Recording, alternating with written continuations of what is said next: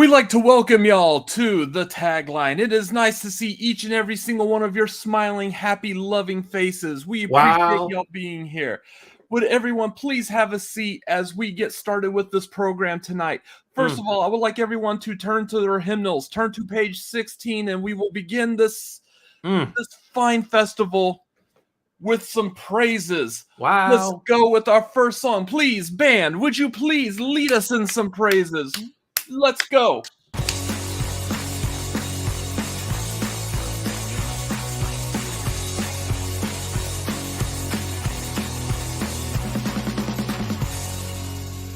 What's going on, everyone? We are the Cinefanatics. This is the Tagline. My name is the Reverend Robert Adams. Not really a reverend. I'm just Chris Adams. I'm not even going to try for that. Yeah, I was about to give you a title too. And I'm like, no, I don't want to do that. The first title that came to my mind, I'm like, nope. My title is Mr. That's a good one. That's a good one. Mr. Doctor. What is going on, everyone? Thank y'all for being here. Thank y'all for being a part of this show. Woo! It is Wednesday night, and we've got a lot of news, and one of us isn't feeling well, so we need to crank through this. Brennen already. We don't do that in my church. Yeah, it's fair. I'm going to be honest. It's been a while since I've been to church, and not that I have anything against church. I don't have time. So yeah, I'm not used to how churches actually begin, and especially if church is virtual. I wasn't a part of that whole like 2020 when all churches were virtual there for a bit. He's too busy sleeping on Sunday mornings to make it to the pews. Yeah. Anyway, so that's my interpretation as much as I can without like crossing some kind of like a cultural appropriation or something like that. So, anyways, the rest of this will be pretty much church free, especially when we're talking about Freddy Krueger in a little bit. It's going to be a little strange. Talking about Freddy Krueger, you need Jesus. The what? Talking about Freddy Krueger, you need Jesus. Yeah. Guys, y'all know how YouTube works. Let's get off with the YouTube things right off the bat. Streamlabs.com/Cinefanatics. If you would like to have any questions, comments, issues, complaints, that is a good place to make sure that we notice it. I have a thing down below here that shows me if you have questions. Send me questions. I want to know. I want to answer. Also, patreon.com. If you feel like we are worthy of your support, which after the beginning of this, I don't know why you would, but hey, if you still do for some weird reason, patreon.com/Cinefanatics is a good place. I'll pray for your soul. Thank you, Brendan. Patreon.com/Cinefanatics. If you have the financial means, please hop on the tier that is good for you and it helps us out. Thank you very much from the bottom of our hearts. Bless you. Anyways. Wow. Upcoming stuff that we have tomorrow night, we are going to go see Across the Spider-Verse. So stay tuned for the review, spoiler-free review for that to be up. I'm super excited for this movie. I remember when Into the Spider-Verse came out, I was like, this animation's weird. And I still want like a good, straightforward comic book story about Peter Parker. Stop bringing in Miles Morales already. I don't care yet. You haven't officially nailed Peter Parker properly. And now I'm happy to say that I absolutely love that. I thought it was interesting when they announced that they were going to do Into the Spider-Verse, because I was like, why are we doing an animated Spider-Man movie? Can we get regular Spider-Man movies going and doing well? Like, we don't need an animated Spider-Man movie on top of our regular Spider-Man. That's dumb. And then I realized that I was dumb and we needed Into the Spider-Verse because it's fantastic. Literally just watched it again the other night. Fantastic movie. So excited for the sequel. So excited. Yeah. I've already seen like a couple of people doing like out of the theater reactions to like preview screenings, and like every single one of them across the board are like, this is a damn good movie. Yeah. Like just, it's so good. The levels, the depths, the animation, the stuff they do, just it's phenomenal. And I'm like, yay. I'm eager. So that will be tomorrow. And then coming up on June 30th, if you were a part of our marquee this past Friday, you know what's coming up next on the marquee. And I will go ahead and also tell you, we're going to be tier ranking Harrison Ford action and sci-fi movies. That's right. The great one and only Harrison Ford. I made some pancakes if y'all want some. Oh, that's so sweet. Fuck yeah, I want some pancakes. That's my favorite freaking clip of that show. What a national treasure that man is. So, yes, we will be celebrating some of his filmography. The man's done a lot of movies. So, we're only tier ranking some action and sci-fi. And even out of, I think, that's not even all of his action and sci-fi that we have on that list, is it?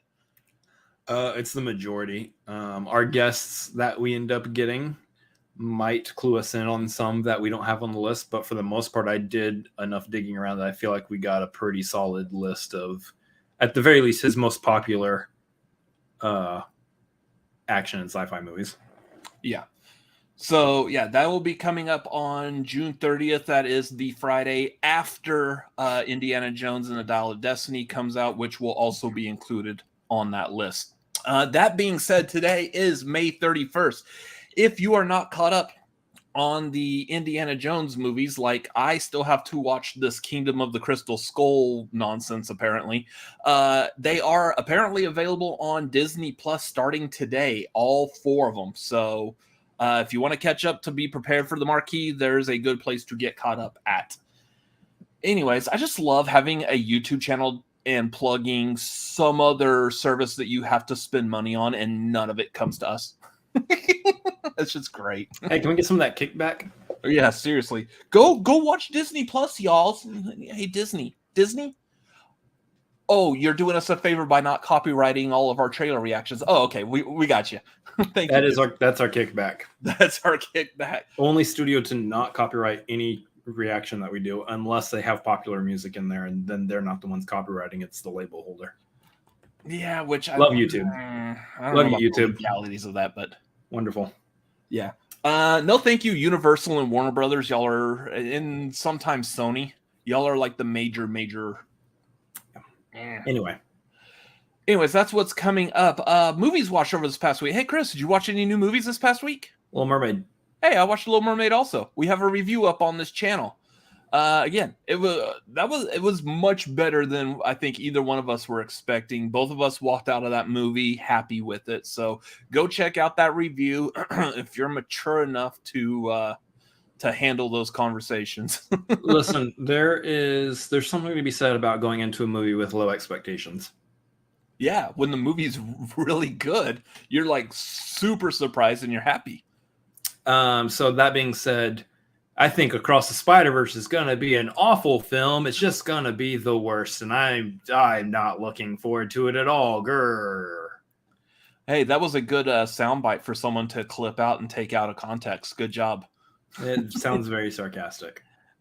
Don't go watch the Cinefanatics. The younger brother is not looking forward to the Spider-Verse movie. He does not like fun things. He's racist. What? Where was that in there?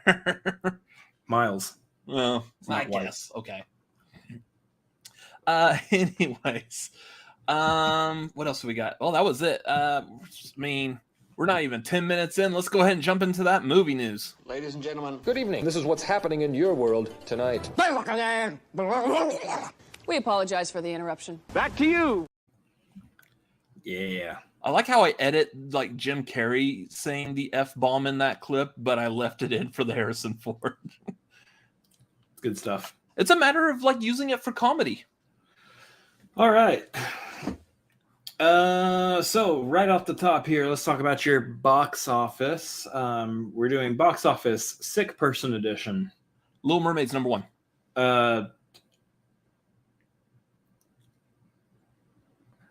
Yes, Little Mermaid is number 1 with $118.8 million. Pretty solid opening for one of these here little live action Disney movies. I think anything north of 100,000 is a really solid opening at this point. So actually, I think anything north of 75 million is a really good opening. 75. I think north of 75,000 is chump change. Good job, guys. Good job. Y'all got that $75,000. Great. You got 2 theaters. Good job. We're able to pay Halle Bailey for opening her eyes on camera. Basically. For that whole first scene where she had a line of dialogue. Anyway, yep. Pretty good, pretty solid opening for that. Number 2, obviously, Fast X, still speeding around in the top 10. I'm not doing puns. I'm not doing puns tonight, y'all. Y'all gonna have to deal with no puns. I know you're so happy about that. About 28.5 no million. fun night. What? No pun, no fun. Yes, something like that. We got 28.5 million for Fast X in its second week. That's a pretty solid drop off. Keep in mind, we're also looking at this as a Memorial Day weekend, so this is a 4-day. This is a 4-day box office return, not just a 3-day. Number 3, we got Guardians of the Galaxy Volume 3. And number 4, we got the Super Mario Brothers movie. So we're still got that Vin Diesel, Chris Pratt thing going at the box office. It's just Little Mermaid is floating above them. That was a good one. Number 5 opening is The Machine. That's that Bert Kreischer comedy movie. Did you forget about it? I forgot to go see that. Yeah, I wanted to go see that. I haven't had time. Every time. So most of my free time that I have available to do things is like between like midnight and 3 a.m. If you need me to be on your show midnight to 3 a.m., I'm available. But and that's in Central Time. But apparently movie theaters don't show movies at 2 o'clock in the morning for some weird reason. They usually don't start then anyway. I'm trying to see if I can pull up the budget for that movie since it made about 5.8 million domestically for the 4-day weekend, which is not a lot, but I would imagine that movie probably doesn't have the highest budget either. So, well, who's the stars in that? You got Bert Kreischer and Mark Hamill as like the two biggest names. Pretty much, yeah. Who else? Is there anyone else of note in that? I would tell you if I had a cast list pulled up. I could tell you here in a second. Okay. But so anyway, not a whole lot. Probably not that high of a budget on that one, honestly. Nobody that's asking for like millions of dollars to be in a movie. No. This says the budget was 20 million. 20 million. So budget is 20 million. It opened to worldwide about 6 million or so, a little over 6 million. So that's, maybe not terrible. But I think that movie, depending on how good it is, might have some legs for a couple weeks, probably hang out in the middle of the top 10 for a little bit. And then they'll probably make most of their stuff on the back end with like streaming and home video release and everything. So I'm willing to bet that's one that's going to pop up on like home video viewing like real quick. Yeah. It'll have like a 1 month run in the theater, and then we'll see it on like a streaming service of some kind. I would not be surprised if it's not available like video on demand like by mid-June. Probably Usually by the end of June. Lately, like since the pandemic, like your big major blockbusters have that 45-day window now. It looks like these smaller, like independent, not as big blockbuster movies usually are pretty quick. I've been seeing those, paying attention to them. I've seen them like in the theater for like a couple of weeks, and then they're available at a premium price for video on demand at home. But I mean, they're still. You and I go see movies, and it's roughly about $30 for us to go see movies each time we go. So if you're renting it at home, it's like $20. That's still cheaper. Yeah. So cheaper and typically better if I'm cooking it. So that's that'll probably make most of its money from at-home viewing once it gets released. Number 6, we got About My Father. That's that Robert De Niro and Sebastian Maniscalco movie. Opened about open to about 5.3 million. Number 7 is Kandahar. I believe that's that Gerard Butler. Yeah, it's that Gerard Butler movie that just came out. Pretty low numbers on that one too. Number 8, You Hurt My Feelings. Looks like it just opened as well. And then number 9, Evil Dead Rise, and number 10, Book Club: The Next Chapter. So I do like the Evil Dead Rise is still on there because that has been available for like video on demand at home for like a good, like solid couple of weeks already.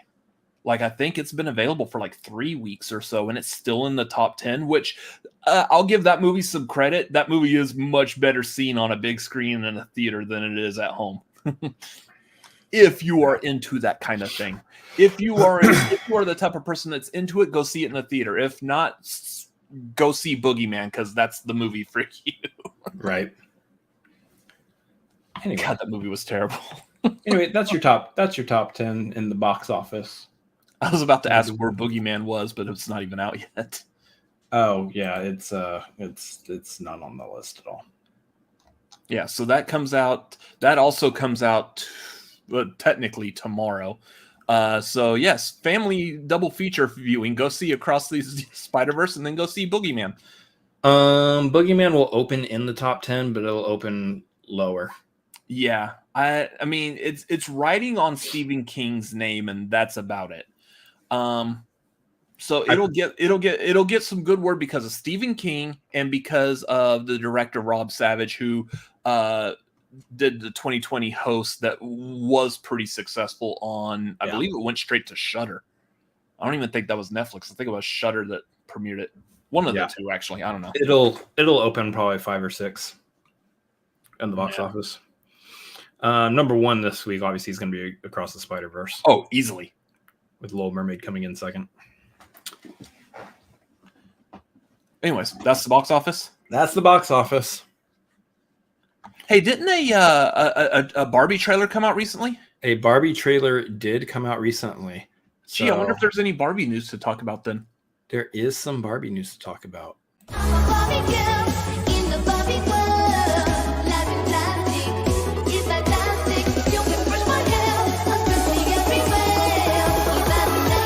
I literally go nowhere without them.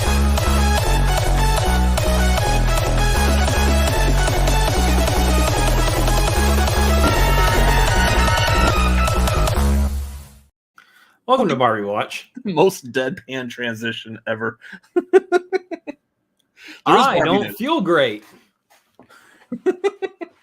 Anyway, as you can tell, there was a new trailer. However, none of the footage was put into the Barbie Watch intro this time. It will be next week. I don't feel great, and I was going to do it today. But turns out when you wake up and you don't feel good, doing a whole lot just seems like a lot. So these things happen. It'll be updated next week, though. Look forward to it. Barbie news this week, though. I have to pull it up on my phone because apparently the website I'm pulling it from doesn't like the ad blocker on the computer, and I don't feel like turning that off. So let's go off with the news off of my phone. By the way, there's a lot of Barbie news. A lot of Barbie news to talk about. So Jeremy brings up there's a Ryan Gosling interview on GQ. There's a lot where he's talking about people basically giving them a hard time for casting him as Ken. And he's like, oh, y'all, everybody suddenly cares about Ken now. So there's that. There's obviously a whole album that got released. A lot of these things were actually, honestly, I'm still expecting slow news on Barbie every single week. So we're going to spread some of this out. We're going to talk about some of this later. We're not going to talk about some of this stuff tonight.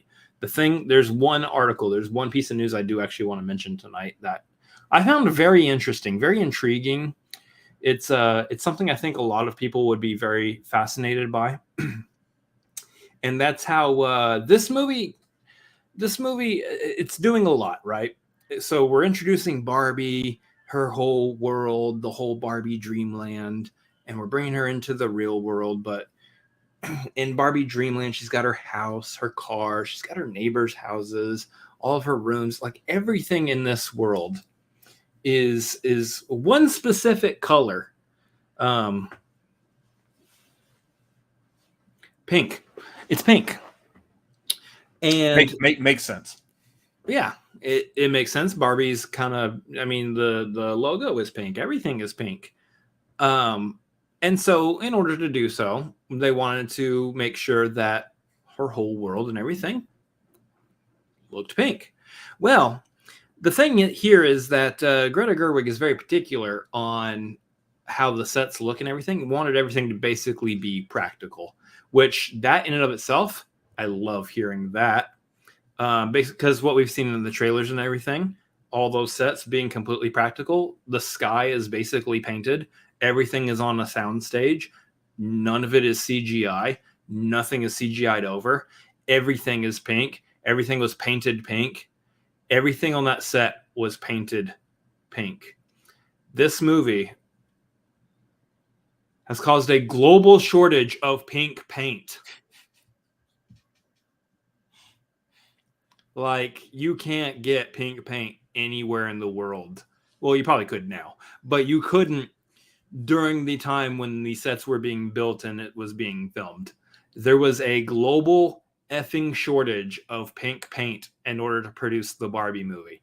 And if that doesn't excite the living pants off of all of you, you just don't have feelings in your soul, honestly.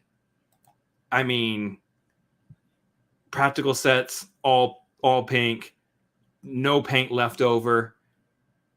It's the best possible news story to ever bring up. Let's roll that intro again.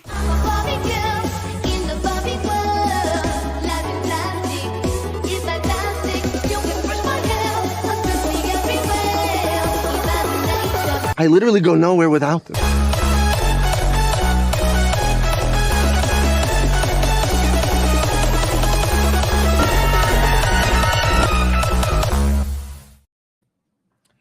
So just for funsies, I decided to go look at the.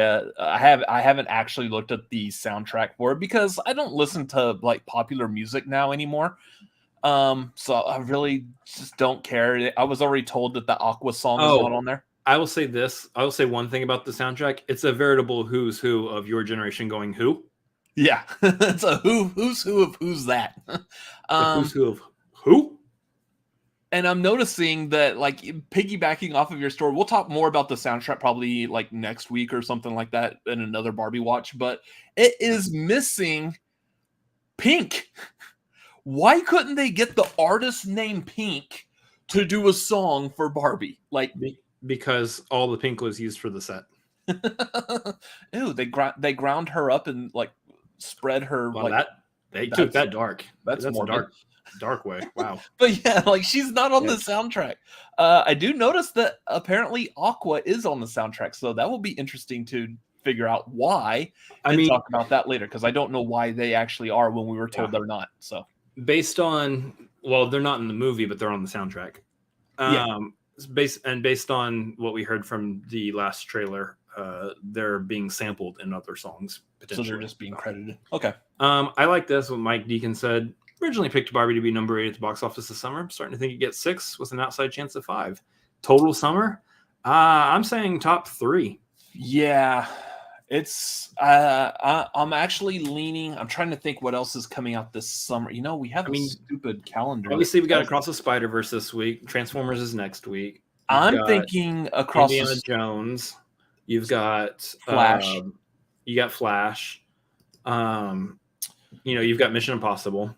These are some of the top box office earners. I honestly think, especially, so let's specifically say if Barbie turns out to actually be a good movie, because we can say it's going to be good, we can think it looks good, but until we actually see it, we don't really know if it's going to be good, if we're actually going to like the movie or not. But if it actually turns out to be good, I'm saying top 3. I think it could potentially pass up.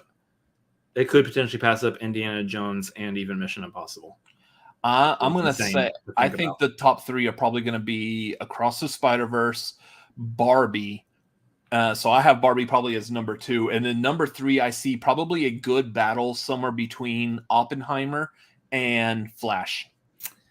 I would say Oppenheimer's not going to be top 3. I would say it's either Flash or Indiana Jones. And then probably Mission Impossible. No, Mission Impossible before Oppenheimer. Keep in mind ratings and keep in mind what attracts a wider audience. Anything that's more family oriented is going to sell more tickets because families are going to buy more tickets for their kids and themselves and everything. So, but you mean families aren't flocking to the theater to watch a biopic of J. Robert Oppenheimer? Yeah, kids are not sitting through almost 3 hours of an Oppenheimer biopic. Absolutely not. So no, Oppenheimer will not. I don't even think Oppenheimer will hit top 5 of the summer.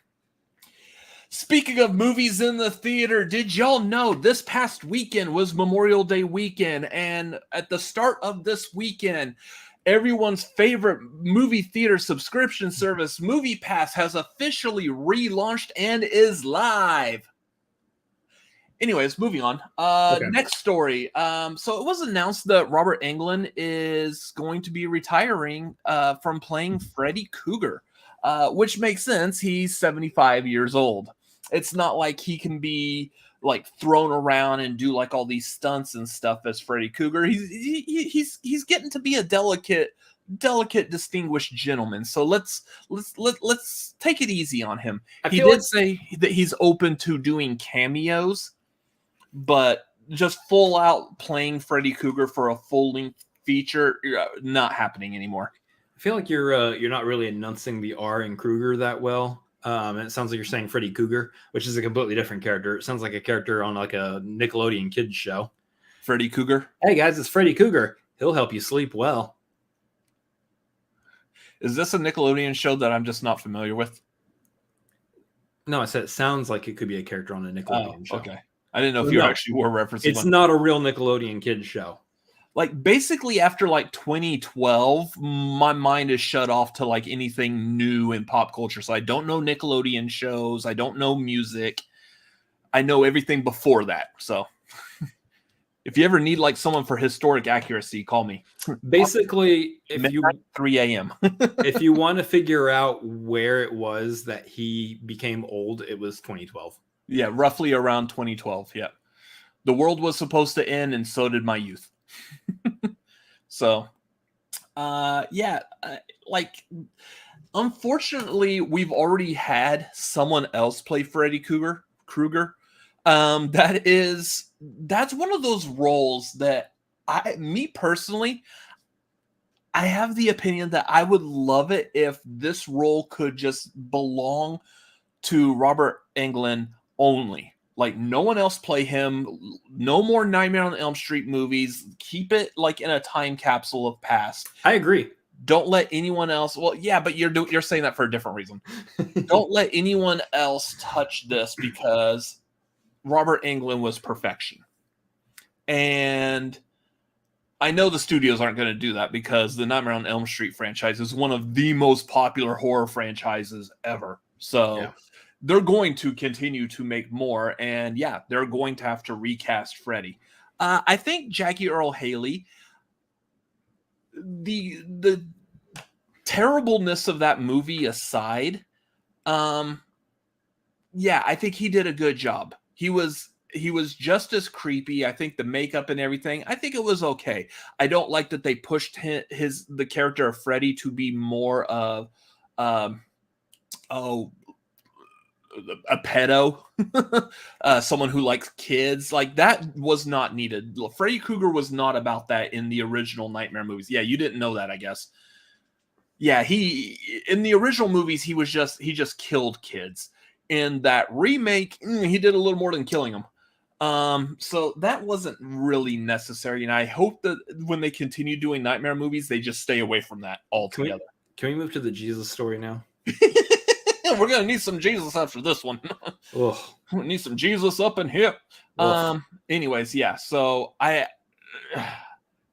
mean, God bless Robert Englund. That's a weird phrase, but I think he's had a phenomenal career playing this character, and yeah, wish him nothing but the best. I mean, he had that cameo appearance. I say it's cameo on Stranger Things. We all thought he was actually going to be the villain, but he wasn't.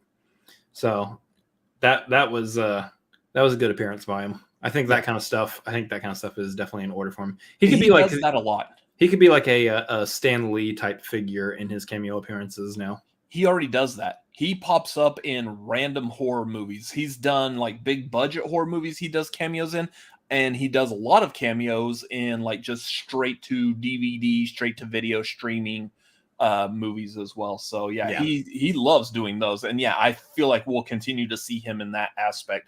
Just I don't know how often we'll see him cameo in Freddy Krueger makeup anymore. Anyway, so moving on. Speaking of horror movies, did y'all see that movie, The Black Phone, last year? It was one of the horror movies that I would say chalked up to a year of really good horror movies. Anyways, good. Glad that y'all saw that. The lead kid in there, Mason Thames and Nico Parker, who was in Dumbo and Last of Us. She was Joel's daughter in Last of Us. Mm-hmm. Both of them have been casted as the live action Hiccup and Astrid in a live action How to Train Your Dragon. That's right. DreamWorks saw what Disney was doing by remaking all their anime movies. Like, you know what? Let's do that too. We want to make a live action version of a much beloved cartoon just for the audiences to shit all over it. I can't wait for Shrek. Yeah. They're going to get Mike Myers. You have to get Mike Myers for the live action Shrek. Get out of my swamp. Yeah, because I don't know who else could do that. Well, actually, I was going to say who else could do that voice, but everyone does that voice. Get out of my swamp, donkey. Some of us do it better than others, but he sounded more like another one of his characters, not quite Shrek. I'm in an apartment with thin walls. I'm trying not to freak out the neighbors here. Yeah, so here's the thing. I'm gonna admit, How to Train Your Dragon movies, those are currently a blind spot for me. I have not seen any of them. This reminds me, I actually kind of want to watch them at some point. Just whenever I can get around to do so. So that this news story doesn't necessarily mean anything to me without having the foundation of having seen the movies to begin with. But as far as looks go, they look like the characters as far as I can tell. I like William Harold's idea here. DreamWorks should do the reverse, like an animated Saving Private Ryan. They did that already. It was on Amazon. It was a cartoon called Invincible. Ugh. That's the biggest stretch almost of anything you've ever said. But yeah, that is actually pretty funny. They should do that. Start taking live action movies and just make them animated. I mean, that's actually probably a really good idea. If I had any kind of way, maybe not Saving Private Ryan, but yeah, sure. No, let's start with Saving Private Ryan, and then we'll move from that to Schindler's List. God, no. That's the first time in history of almost anything that someone has said a phrase that ended with Schindler's List, and the next sound you hear is the other person laughing. That's not normally a sound that you hear following Schindler's List. Ugh. Usually it's like, oh. Woof. Woof. Yeah, I actually really do like that idea. That would be fun. Like animated Forrest Gump. Shawshank Redemption. Yeah, like other tales of Shawshank. Like we do like the Clone Wars, but we're doing like inner little stories in between what happens throughout the whole movie. And periodically we get like some shots of like Andy working behind the poster and stuff. That would be funny. Yeah, the whole show is like 8 seasons long, and it's all just animated stories of what happened during the entire time that Andy Dufresne was in Shawshank. Mm-hmm. But we get to see like the other prisoners and what to do, because that movie does have a good cast of characters, and it would be interesting to see what some of the other ones are doing in between the stories that we're mainly focusing on Andy and Red. And then after that, we'll do a prequel series of Red during his time at Shawshank before Andy showed up. I mean, it'd be pretty much the same thing, just without Andy there. Yeah, I would like him to actually like maybe do one episode as the actual origin story of Red, and we actually get to see why he's in prison. The movie doesn't really talk about it. The book does. The book goes into detail, or the short story in the book does. But anyways, I could sit here talk about Shawshank all day long. We've got other stuff to talk about. So I have seen the first How to Train Your Dragon. It was okay. I don't remember too much of it, but I do remember like I enjoyed it, but I wasn't like super eager to like, all right, let's go watch part 2 now. I'm like, okay. Again, I'm not really the demographic for that movie. Not that I have anything against animation, but I think like if it's something that's animated, like earlier today, I did the reaction to the Ninja Turtles trailer. I'm eager for that. One, because it does kind of have the animation similar to Spider-Verse. And 2, it's Ninja Turtles. I said it in the trailer reaction. I grew up with Ninja Turtles. That cartoon came out in 1987. I was 6 when that cartoon came out. I was the age for Ninja Turtles when it came out. Yeah. So that is a part of my life. I am super eager for it. Kids who were like 6 when How to Train Your Dragon came out, this live action movie coming out now, they're going to be super eager for it for the same reason. So I, however, am not. Cast looks interesting though. Yeah. I mean, see Mason Thames and then look at a picture of Mason Thames and then look at a picture of Hiccup. Yeah, that's good casting right there. I don't remember what Astrid looks like, but I do remember Nico Parker from Dumbo, and I've seen clips of her from Last of Us because I haven't actually watched The Last of Us. But Astrid looks a little bit like Nico Parker. Oh, okay. Well, that works then. Cool. Nailed it. Thank you for clarifying that. Nailed it. Saving my butt on camera. Anyways, let's move on. Let's talk about some superhero stuff. Ooh. And then we'll end it talking about Jesus, because why not? The ultimate superhero. The ultimate superhero. Yeah. Anyways, Andy Muschietti, director of It Chapter 1 and 2 and of the upcoming The Flash movie, has said that that they will not be recasting Ezra Miller for future Flash movies. I do like that this was announced like on Twitter yesterday or the day before or something like that. And I was immediately like, yeah, I really don't think he has say-so over that. Like, like, why is he announcing this? I get like in some cases, say like James Gunn. Kind of funny. I'm using him for an example. James Gunn was solely responsible for Guardians 1, 2, and 3.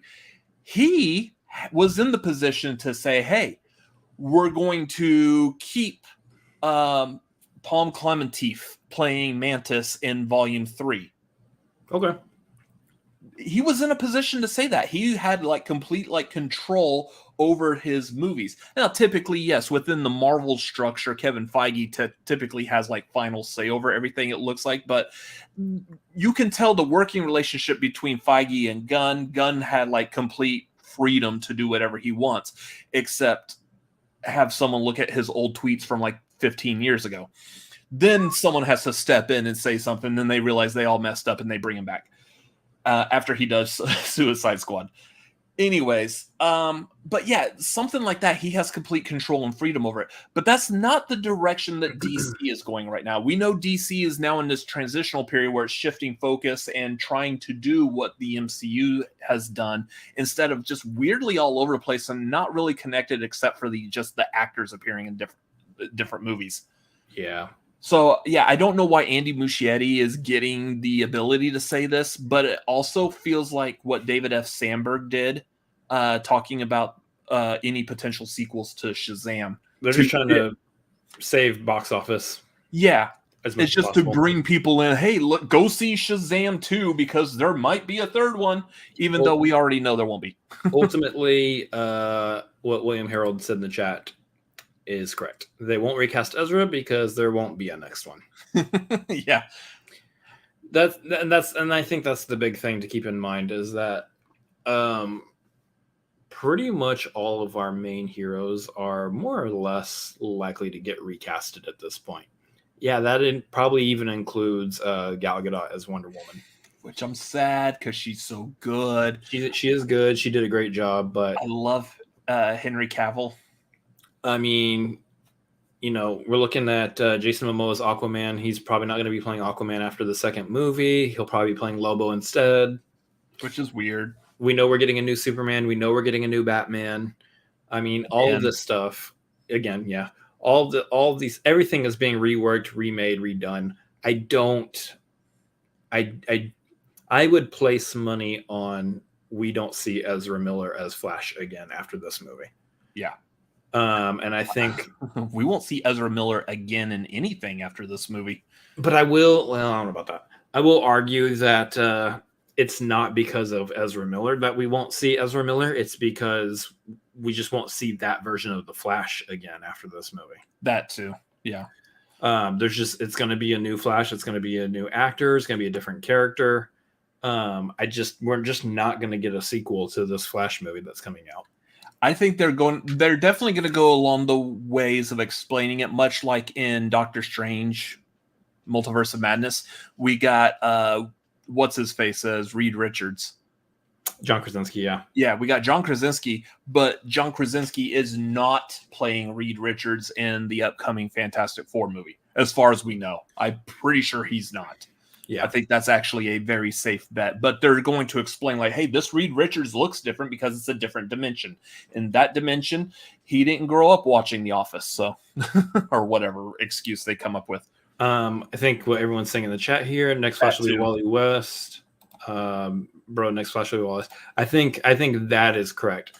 I could see that happening mostly just to because there's multiple reasons. One, to get away from the version of Flash that we're getting this summer. And then, of course, the Flash TV show just wrapped up its run of however many seasons with Grant Gustin playing the Flash character there, playing the same character. And I think they really are just going to start with a completely new Flash, a completely different person as Flash. And maybe someday they'll go back to the Barry Allen Flash, but there's just so many different Flashes that have existed and have had solid comic book runs that they really could pick a completely different version of Flash to do for the next franchise, the next connected universe. So I think that's what will happen. I do want to touch on something real quick that I didn't realize that I knew this, and I'm kicking myself for not putting like one and one or two and two together type of thing earlier. But again, we've talked about how this Flash movie is going to be borrowing from the Flashpoint storyline. Flashpoint storyline, Flash ends up going to an alternate dimension where Batman is actually Thomas Wayne instead of Bruce Wayne. And it dawned on me, I was like, we're missing an opportunity for that storyline. I know instead of that, we're shifting to Batman is Michael Keaton in this other dimension. Mm-hmm. But we're missing out on being able to have Thomas Wayne playing Batman. Within that Snyderverse, that was Jeffrey Dean Morgan. We are missing on Jeffrey Dean Morgan getting to play a Batman. Yeah. And I think this world would have been a much better place if we got to see that. Batman and Negan, that man is gonna he's kicking ass everywhere he goes. He was also a comedian, so yeah. The only thing we can rely on now is folks doing fan art of him as the Thomas Wayne Batman. So. Yeah. But yeah, I think Jeremy brings up an interesting question: is what do they title the movie? Because it's a similar character with a different person in the suit. We're already getting a movie called The Flash. What would you title a new Flash movie? You would call it The Flash subtitle. Yeah. That's what they'll end up doing, just to differentiate it from the Flash movie that just came out. Sorry, what? Speed Force. Oh, I thought you said Beavers. I was like, what the hell? The Flash Beavers. Yeah, it's something Quickest Man Alive or something like that. The Flasher. That's a completely different character. And he wears a giant trench coat. Oh, yes, they call him the Streak. Look at there. Yikes. Anyway, so that's funny. Reflashing, thing. Thanks, Joey. No, it'll be The Flash in some kind of subtitle or whatever, just to differentiate it from the Ezra Miller Flash movie. Yeah. Anyway, so that's interesting, but I just think it's kind of funny. Like, you think we can't figure this out? That you're Andy Muschietti saying like, "Oh yeah, we're not going to recast him." You don't have any say so on that, dude. Love your movies, but also you're not going to recast him because he's not going to appear again. Yeah. Moving on, let's go back to talking about Marvel real quick. Sam Raimi's in talks to direct Doctor Strange 3 and Secret Wars. Sure. Doctor Strange 3 makes complete sense because it seems like they're going to be dabbling a lot more in the dark dimension, which makes sense with Sam Raimi being more horror oriented. And I know that's kind of where they were going with Multiverse of Madness. Which there's some horror elements to it. That dead zombie Strange very much feels like he could have also been alive as a part of like a Deadite in a Evil Dead realm. So I'm kind of curious what they might do with that, because we've seen the dark dimension in the first Doctor Strange movie with Dormammu. Forgot his name for a second. You come to bargain. But I mean, that didn't necessarily. I'm expecting to see more of that, but that doesn't necessarily lend itself with any kind of like a real horror quality. What I'm thinking they might actually end up doing, though, is reestablish how the dark dimension looks.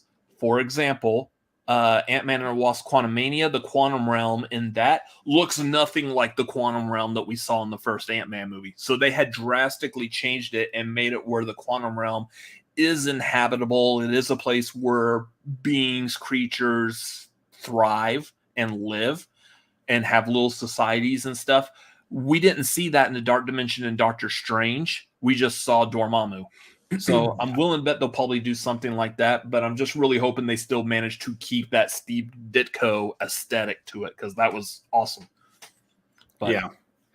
I think it'll look very similar to how it looked in the first Doctor Strange, because there is a very specific design element to that. Whereas the quantum realm, we were visiting a part of the quantum realm that we just hadn't seen before, and that's the kind of excuse that you can get away with that one. But yeah, Sam Raimi doing Doctor Strange 3 again, yeah, makes sense. If you're not getting Scott Derrickson back, then you're going to go with your second director, which is Sam Raimi. But Sam Raimi doing Secret Wars is a little bit more interesting of a pick. Yeah, because that's like a big, huge blockbuster. That Secret Wars is going to be as amazing as we all thought the end of Endgame was, with all the Marvel MCU characters all on that field at once fighting. It's going to be like that, but only bigger. I do expect, again, by the time we get to Secret Wars, we will see a lot of these Marvel characters coming back. We'll probably see a lot of the ones that aren't a part of there. Like I'm going to call it now. I know like a lot of people were saying that like Batista is retiring from playing Drax. I think I saw something earlier today saying Paul Clementif is retiring from playing Mantis. They'll all come back for Secret Wars.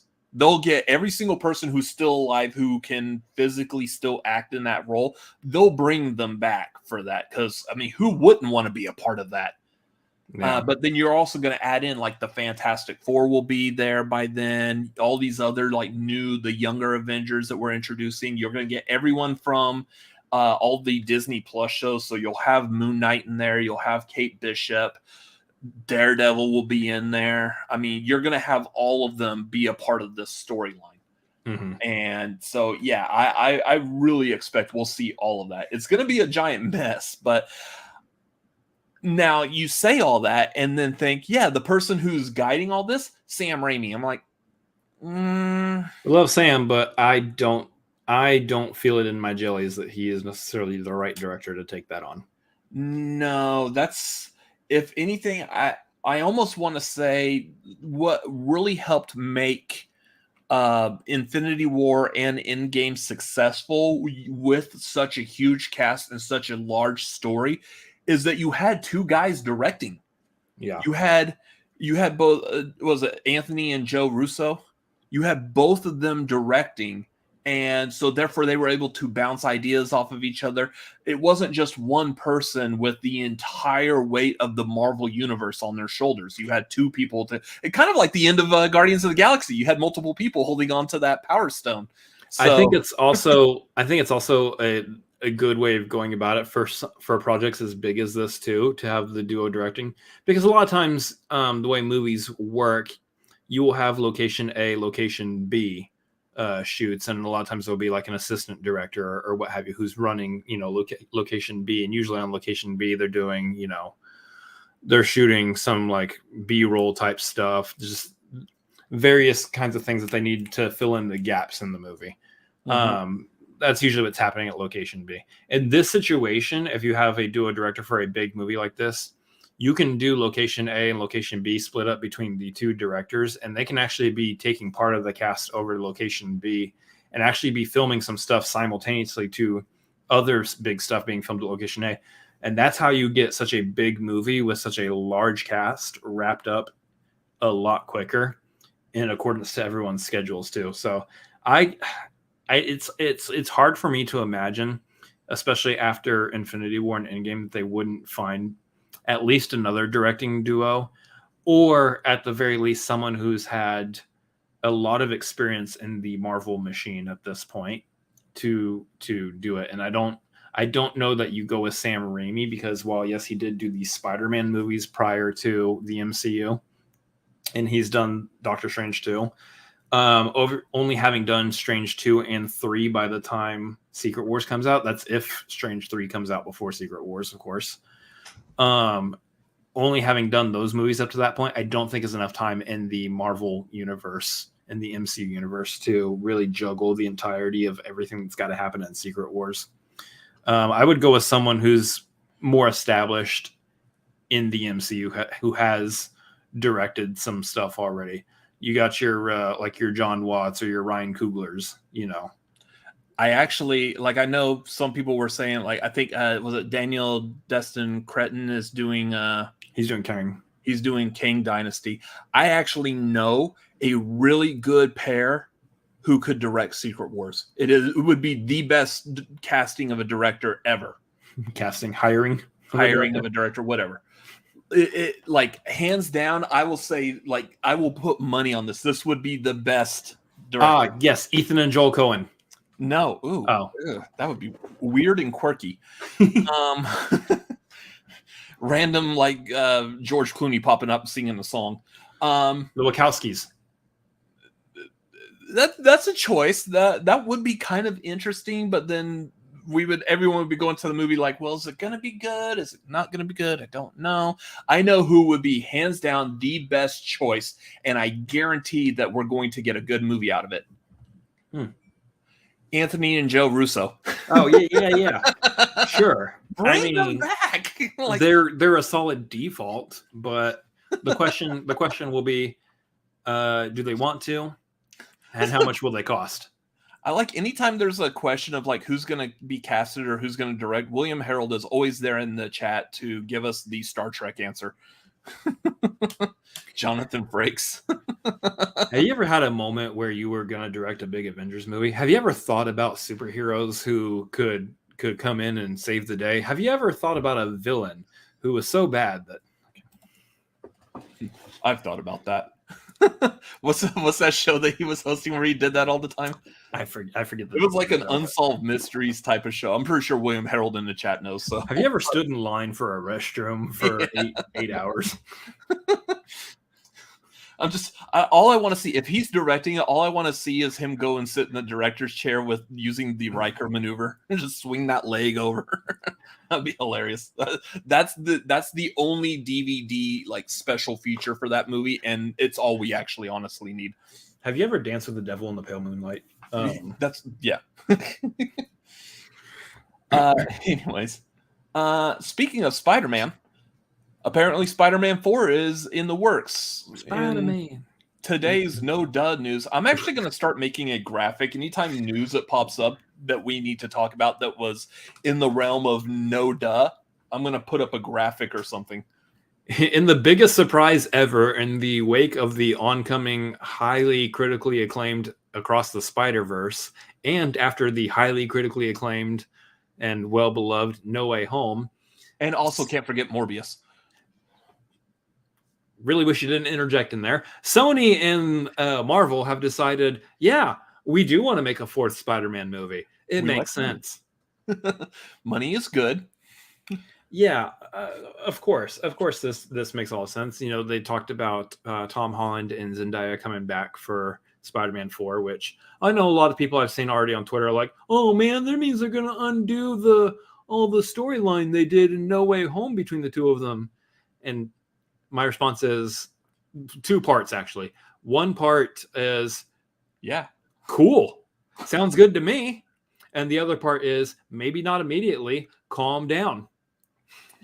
I think that's one of the things I always like in telling the story of a superhero is I always like when the other characters learn who the superhero is. Yeah. There's an episode of the Batman the animated series. It's one of the later episodes, but it's all a dream.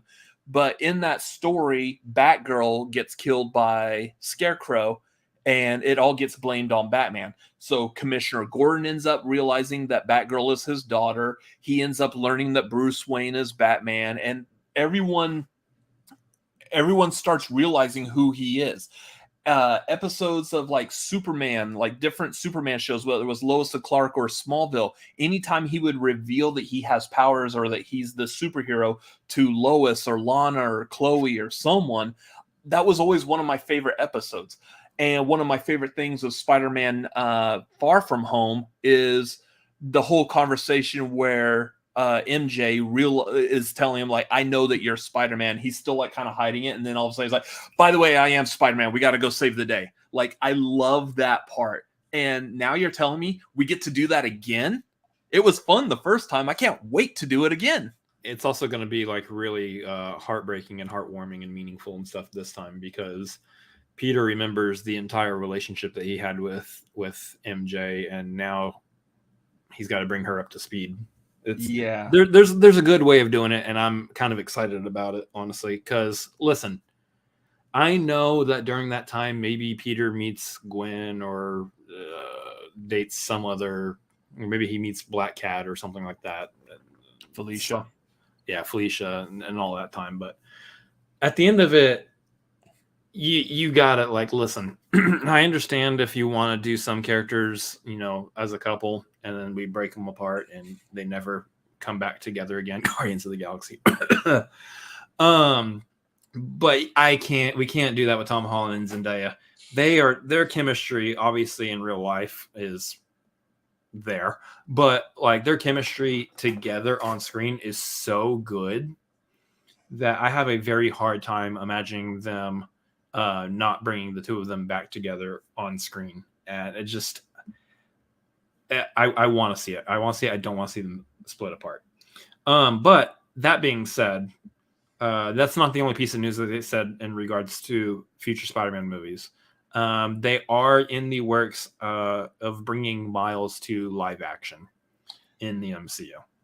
So that means, I don't know if that means our Miles from Into the Spider-Verse splashes into the Earth 1999 or 616 or whatever we're calling the MCU now. I don't know if he's making the live action debut, or if they're just going to cast their own new Miles for the MCU. But either way, we're gearing up towards that Spider-Man mantle being passed down to somebody else. So Tom Holland can't play Spider-Man forever. Yeah, I'm willing to bet money that it will be the Miles Morales from these movies, the animated movies. It's a hard bet. And he's just going to go to the dimension where he's in live action. He's no longer in animated form. It will be the same character. Do you think there's a world that the support I have for that is, I saw some kind of, I forgot who it was, where they were talking to the director or writers of Across the Spider-Verse, and they were talking about how many different Spider-Man they jam-packed into this movie, and they said, you think we've gotten like every Spider-Man available for this movie? No, there's so many more Spider-Man that you don't know of that are going to be in the third one. They're going to bring in every single possible version of Spider-Man that has ever been in pop culture in existence.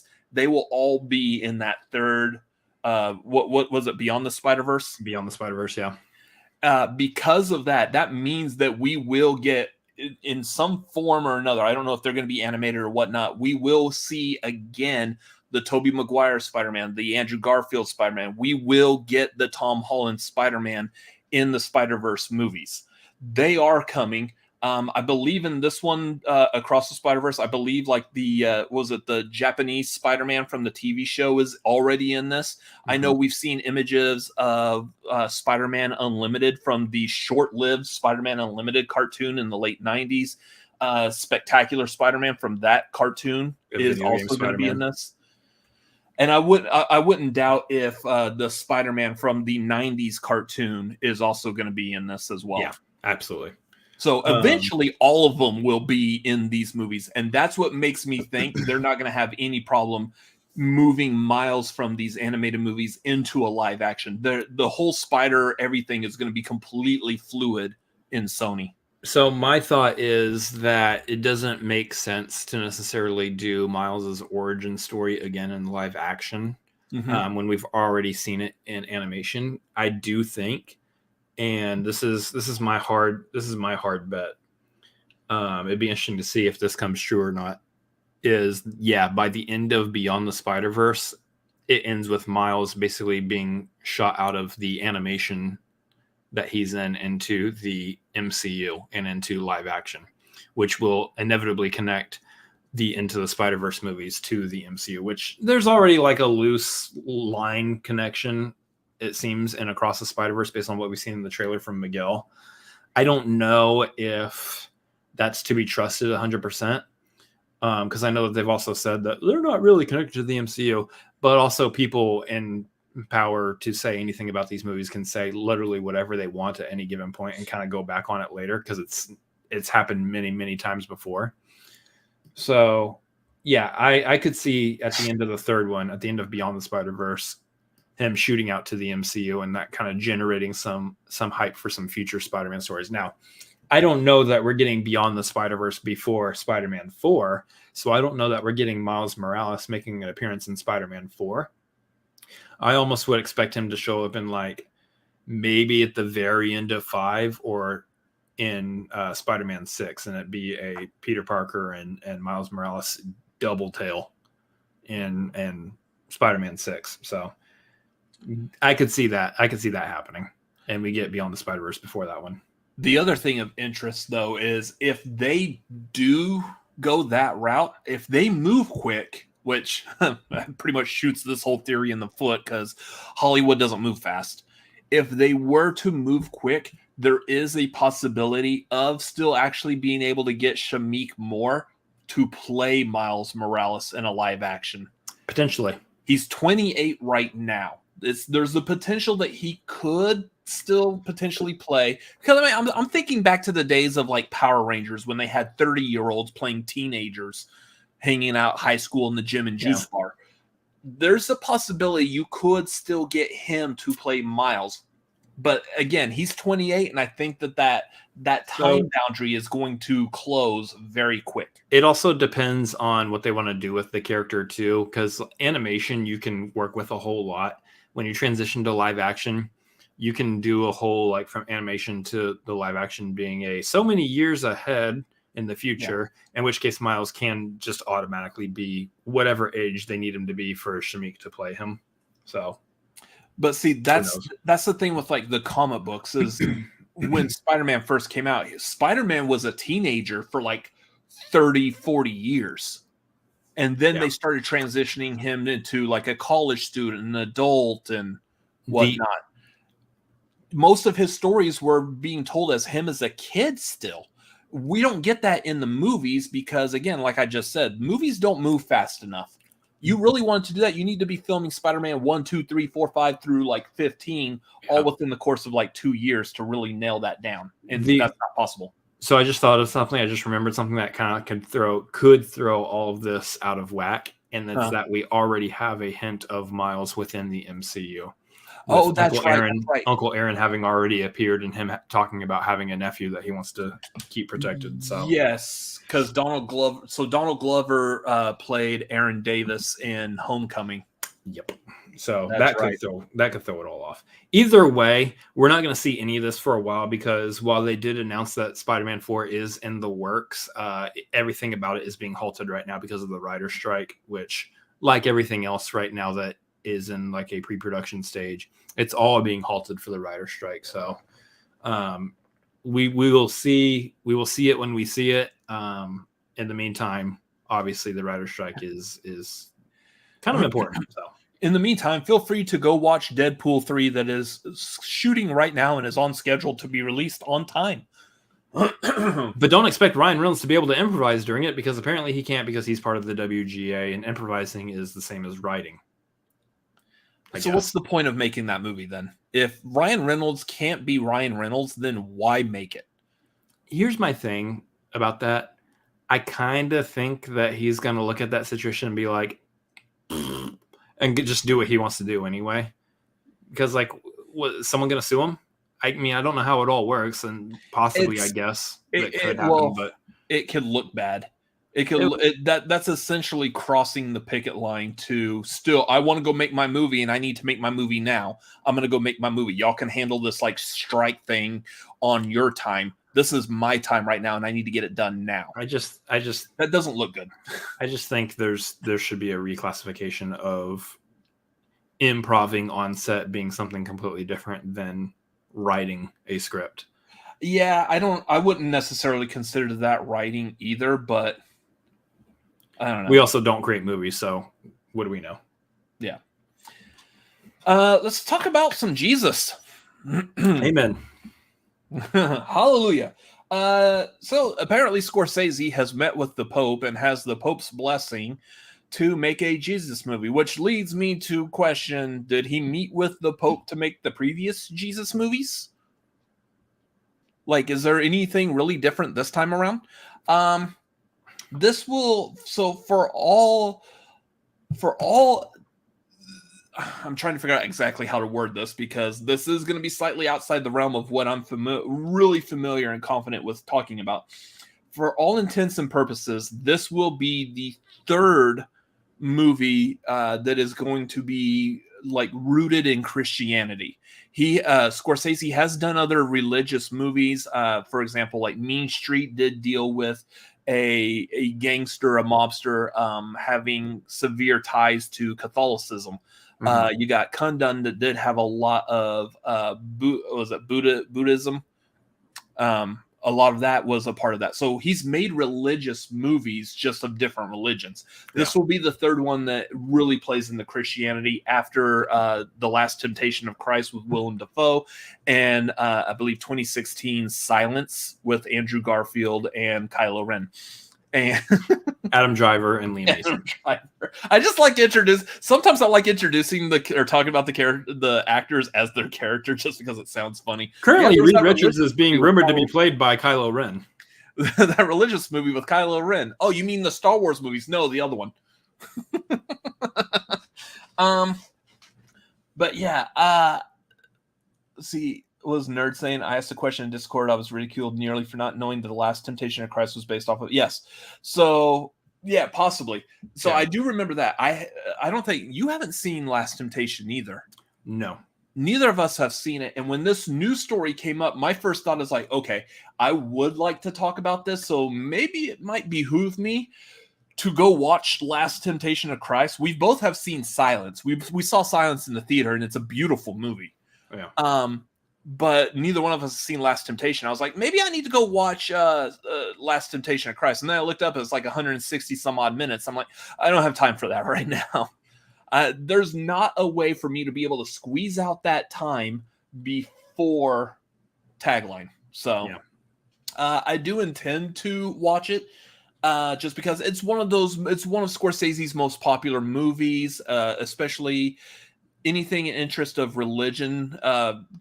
Scorsese makes good movies, and I'm curious as to his take on that. But yes, it is based off of an actual book. And I know like a lot of people, when that movie came out, there were like a lot of Christians that were up in arms about it. And we're like, wait. He's not doing his take on the Bible. He's just adapting this book, this fictional story. So this one, I don't even know like what movie he's wanting to make. Have you read anything about this? Like, what kind of Jesus story is this telling?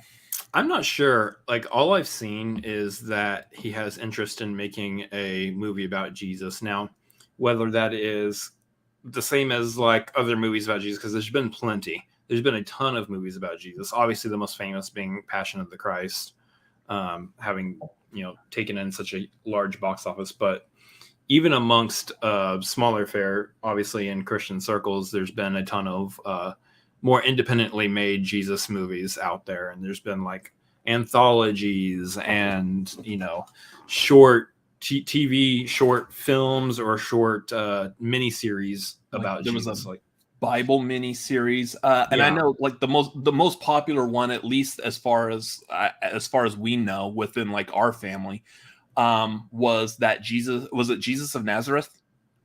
That's one of the popular ones, I guess. That one was very well done. I was a kid, and like as a kid, I wasn't that interested in church. I wanted to go play with my friends and toys. I didn't want to sit in pews and listen to the Bible.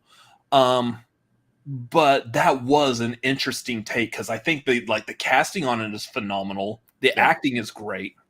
So I think what's happening is he's probably going to make, what I imagine is he's going to make a nearly 3-hour version of like one of those. It's going to be the Scorsese version. It's going to be the officialized, produced by Hollywood, types of movies. That is the as close as he can get it to Bible canon story of Jesus. I would imagine he's basically going to be kind of looking at all the Gospels and kind of combining them up into one story and kind of just telling that story, essentially. The thing I question about this is I don't know how religious he actually is. Like, how... Catholic. Okay, but do you think that he's going to be able to do, like, say, if he goes and tries to do a faithful adaptation? Like, again, I'll bring up that Jesus of Nazareth. I feel like that was probably one of the most faithful stories of Jesus that has ever been filmed. One of. I know Passion of the Christ, a lot of people say Passion of the Christ was pretty faithful. It took certain liberties in small moments, stuff that really wasn't just clarified in the Bible, but... Passion of the Christ does have moments in it that do gear more towards Catholic beliefs, which there's a lot more like very specific types of metaphorical imagery in that movie that is not written in the Bible at all. Mm-hmm. And so because of that, there's some it kind of wanes on people a little bit that way, but otherwise the actual like account and telling of the death of Jesus and the resurrection and all that, as it's shown in Passion of the Christ, is pretty one-to-one with how it's presented in the Bible. So it would be interesting. I think as far as like all the directors out there who could take it seriously and produce something of actual value, I think Scorsese is probably on the top of that list. I'm just curious because I know if our mom hears this news story, she's going to be like, he's the one that did The Last Temptation of Christ, right? Yeah. And she'll probably be like, already disinterested, already not interested in this movie. So, but because she's going to go not realizing that it's an adaptation of a fictional book. Mm-hmm. And I could see her doing that. Can you imagine though, like every Easter, churches across the country, I don't know across the world, but at least across the country in America, book out theaters for private screenings of Passion of the Christ. Can you imagine the churches doing the same thing for a Martin Scorsese movie? Like, consider the content that most Scorsese movies have. A lot of language, sometimes a lot of sex, definitely a lot of violence depending on the movie. And to be able to say like, this is the kind of content that typically church groups usually don't flock to the theater to see. But to hear the thought of them booking out theaters to go see a Martin Scorsese movie is kind of just a fascinating concept to me. Yeah. I will also call it right now. You're going to see massive amounts of religious groups that are going to protest this movie for some reason or another. You cannot make a big budget Bible movie and not piss off someone. It's not possible. So that's what I kind of like. Also, I think someone said it earlier. Jeremy said it. Most pro-Christ religious movies suck because they're more or less pandering to a Christian crowd. Like if you look at, was it the Left Behind movie with what's his face, Kirk Cameron? Almost any religious movie that Kirk Cameron is in kind of feels like it could pander that direction. And this isn't meant to be something like a pedestal or anything, but yeah, I want to see how is that going to work in this? Is it possible for a big budget Hollywood director like Scorsese to make a movie and make it a faithful adaptation of the Bible? But the only way to do that without it feeling like it's pandering is to just do a straight adaptation. Anytime you make like anything outside of, like, for example, you've got like the Bible story here, you could probably go a little out here, like they did filling with some gaps, because there's going to be some gaps that are definitely, like, there's a whole period of Jesus's life during his like early adolescence that's just like not written. 12 to 33. Yeah, that stuff is just not accounted for or written in the Bible at all. No, but it was in Dogma. They talked about it in Dogma. Sure. Like stuff like that. Good example. I could see them maybe starting to inch in a movie talking about that time period that's missing, but for if they just go and blatantly show us that time period, that's going to be a little bit much. There's no actual like accord of what happened in that time period. It's not in the Bible, so anything anyone discusses about that is going to be completely fictional. Yeah. So, nerd, Dogma is canon. That's a weird sentence. I don't know about that. that is one of the greatest sentences I've seen lately. I don't know about that. But yeah, you can only go so far without like truly disrupting people, religious groups, and still catering to the general public, which is where your focus, when you're like Martin Scorsese, your focus is on getting the general public. You're not making a Kirk Cameron movie that's only going to appeal to people who will watch it in church, and that's the only place it's getting viewed. And I don't understand the Kirk Cameron style of Christian movies either, because those are built to be seen by a already church going crowd. Like they claim those to be like the, hey, go bring your non-Christian friend with you to the theater and have them come see the movie with you, and they'll get to hear the good news and all that, which sure, I guess, but here's the thing about that is that the way those movies are written, the way they're produced, directed, acted, all of that stuff, it's geared towards someone who's like, amen, I believe in that. I am with you 100% on that messaging. And everyone else is going to be like, is this movie over yet? So I don't know. I don't know about that, because like with a Martin Scorsese made Jesus movie, there is that delicate balance. Because obviously, like Passion of the Christ again is probably the only like really secular made religious film that I think can appeal to both sides, in that it is a good piece of filmmaking, but at the same time it also works very well with the religious crowds. I don't know.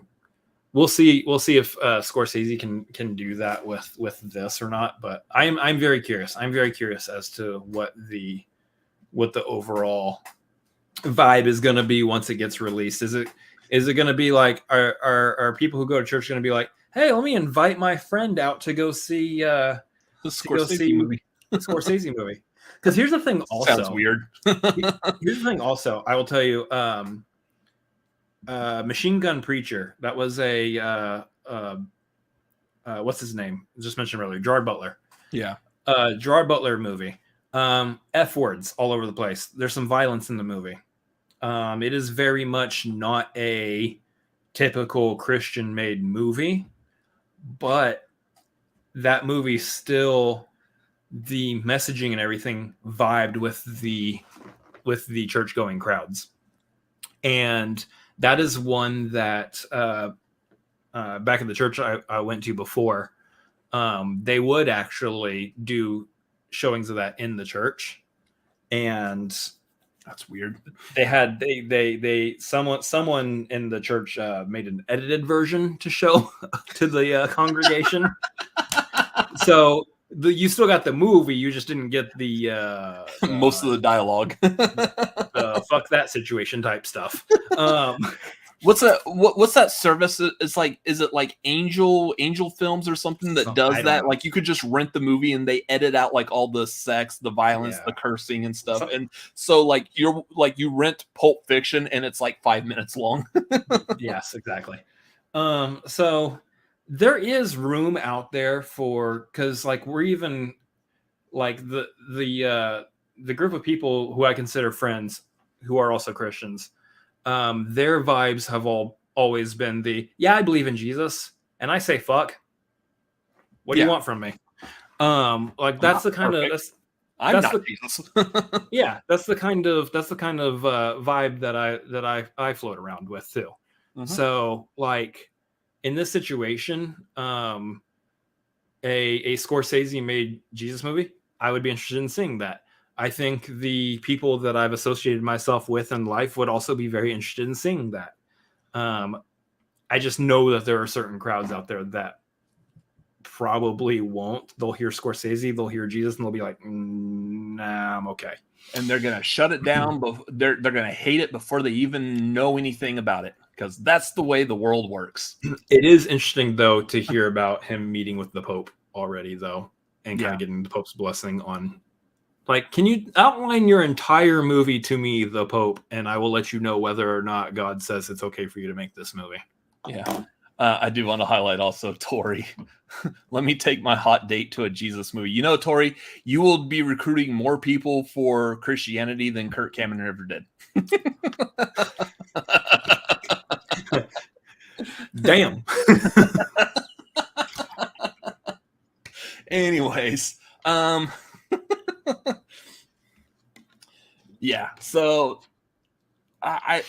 we haven't seen Last Temptation. I do recommend Silence. It was a really good movie. It is really long.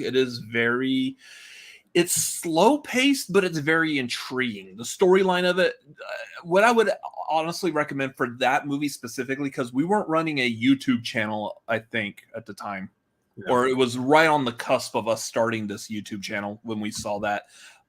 Go read what that movie's about if you don't know already. It's very intriguing idea. Go read it, and then if you're interested, watch the movie. And yeah, it's a good movie. It is, yes, it can be. I'm telling slow you, and hard to watch, but definitely wish that we didn't go see it at the time that we went to go see it, because it was later on in the evening, and man, that was a long movie later on in the evening, and it was tiring. It was exhausting. Yeah, we also went to the Alamo Draft House with like uncomfortable seats. Yeah, you can't recline. You can't pass out during the movie. No. Which kind of actually helped for that one, but but no. Yeah. Anyways, so that's going to do it for church tonight. Thank y'all for coming. Please feel free to drop some money in the tithe bucket on the way out. And anyways, we'll see all you guys at the Applebee's afterwards. Why Applebee's? You eating good in the neighborhood. What do you want? All right then. God loves them cheese sticks. Fried cheese. Half price apps and $1 Long Island iced teas after church. Let's do it. Did you give 10% of your pay to God? Cool. Come in for $1 Long Island iced teas. That's how they should market themselves. Let's work with Applebee's on this one. Okay, so we're going to get off this subject real quick, and we're going to go ahead and just end the show. The irony, you guys had a Jesus title on a Wednesday. You know, you don't know when the seventh day actually was, especially given our calendars. Who knows? But anyways, that is going to do it for the tagline tonight. So thank y'all for being here and watching. Real quick, just to kind of go back over what we will be doing. Tomorrow, we will have our review, spoiler-free review for Across the Spider-Verse. Will be up tomorrow evening, so make sure you go check that out. We will probably also have a out of the theater reaction available to watch. Provided, of course, I don't wake up sicker tomorrow than I did today. Yeah, so crossing fingers, because we're expecting that to be the worst movie ever. Yeah, just an awful, awful movie. Yeah. Go in with low expectations, guys, and you'll never be disappointed. Yeah, it's going to be a phenomenal movie, apparently, according to all the reviews and reactions so far. So, yes, great. Highly, highly looking forward to it. I love Spider-Man 2099. So, yes. Also coming up June 30th will be the marquee. We will be tier ranking Harrison Ford action and sci-fi movies, so stay tuned for that.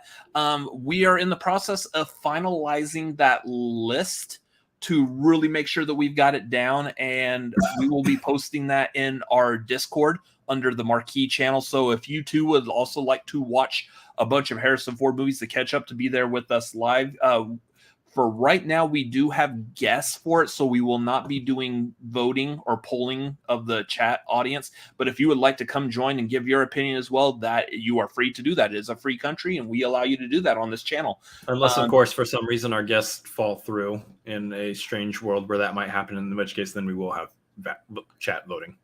Yeah. So, yeah, hopefully that's not going to happen. I feel like these guys are pretty reliable. There are a couple of guys who really like movies, so hopefully they're going to be there for us. I hope so, if they're going to be on a movie show talking about movies. These are the kind of guys that you get when you want to talk about movies. Sure. So, anyways, that is going to do it for tonight. Again, thank y'all for watching. Make sure y'all hit that like button, subscribe, hop on the Patreon, all kinds of fun things happening over there. And yeah, I think that's going to do it. Follow us, Cinefanatics, the Cinefanatics, YouTube, and our Twitter, Instagram, those icon thingies next to it. It's only like you've done this 1,000 times, but don't worry about it. Yeah, it's really weird how quickly now I can, like, you go back and watch our original videos, and I'm like, follow us on that Tweeter thing. There's that Insta Photo app. Like, you see the old videos, and now I'm like, yeah, you can follow us at the Cinefanatics on Twitter and Instagram. You can follow me personally at Robert Adams MLP on Twitter, Instagram, Letterboxd, also youtube.com/@RobertAdamsMLP. Ow. And to speed this along, because godly, I feel terrible, and he just went off on that one. At Chris Adams MLP on Twitter, Instagram, and Letterboxd, as well as twitch.tv/ChrisAdamsMLP. Yeah. Anyways, thank y'all for watching. We will see y'all later. Good night. Bye.